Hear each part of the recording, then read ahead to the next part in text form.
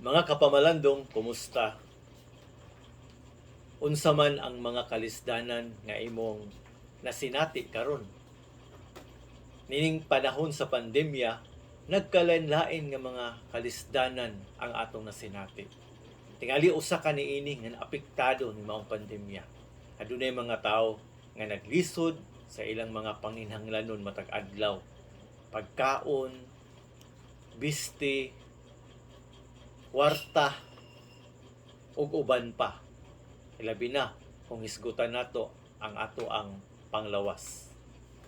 Apan ako nagatuo igsuod kapamalandong ngang pandemya nga atong na-encounter o nasinati karon, dili lang about sakit, dili lang about virus, but ako nagatuo nga usa kini kahigayon nga diin atong mapakita ang pagtinabangay o pag-ampingay sa matag usa sa atong pamilya, higala, kauban sa trabaho o sa tibuok katilingban. Yes, naglisod ka tungod kay dili nimo mabuhat ang gusto nimong buhaton. Ang uban dili nila makabot ang gustong kabuton. Mo gani ang uban miingon nga this is the new normal. But I want you to know, brothers and sisters in Christ, nga aduna po'y mga tao nga mas naglisod pa nila, maglisod pa nimo. Mga tao na kinahanglan sa imong tabang, mga tao na hindi kinahanglan sa imuhang presensya. Apan ang pangutana igsuon, willing ka ba muhatag sa butang nga niya nimo, nga naa karon nimo, pero nakita nimo kining maong butanga sakto ra o igo ra para nimo.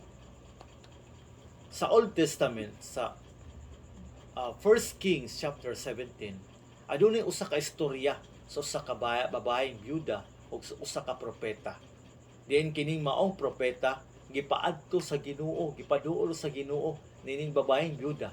Ug sa pag-abot sa maong propeta si Elijah, nangayo kining pagkaon tungod kay gigutom kini. Og iyang nadiskobrehan nga kining maong byuda pobre man sabdi ay kaayo, labaw pang nanginahanglan igsuon tungod kay ingon pagay dinhi sa maong sulat nga ang trigo ug lana nga nabili niya mao ra gyud og igo ra gyud niyang lutuon para pagkaon sa byuda ug siyang anak sa dili pa daw siya mamatay. Apan mipahayag kini maong propeta nga kining maong babay panalanginan sa Ginoo. Og tungod sa iyahang pagtuo o pagpaambit ining maong trigo nga mao-maora, igsuon kapamalandong ang nahitabo, wala kahubsi og trigo ang butanganan sa trigo ni maong babaeng byuda. Sa lagtod nga pagkasulti, wala sila magutmi. Duha ka butang ang akong gipabalandungan. Una, kining common kaayo nga mingon sila nga kung kita ang muhatag, mo share ngadto sa uban, nahimo tang blessing ngadto sa uban. Di ba? Kung dunay mga panahon nga nanginahanglan ka, no, nanginahanglan kaayo ka, unya dunay taong mutabang sa imo, mingon jud ka nga, salamat, ikaw jud ang blessing nako, ikaw jud ang anghel nako karon. So kining maong byuda para nako nahimo siyang blessing siya para sa maong propeta.